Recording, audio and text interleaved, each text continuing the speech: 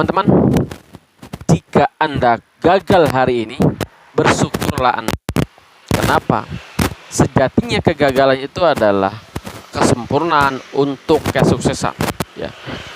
Jika bisa saya gambarkan dalam memori otak teman-teman, saya akan gambarkan ibarat kita menuju sukses, ibarat kita melompatin kali dari batu ke batu seperti ini. Ini batu, ini kali, ini Anda, ini perjalanan Anda. Ini batu yang ini adalah kesuksesan.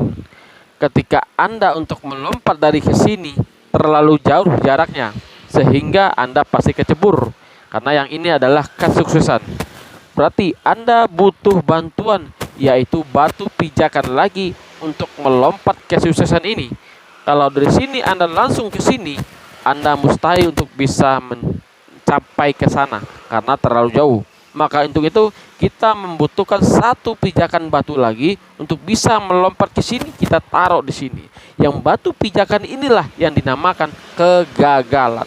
Berarti kita harus gagal dulu supaya bisa sukses. Kenapa? Sejatinya kegagalan itu adalah alat kesempurnaan untuk kesuksesan. Ya. Kalau Anda paham dengan gambaran yang saya gambarkan ini, Anda akan bisa sukses, dan Anda ketika gagal akan bersemangat dan semangat lagi. Kenapa?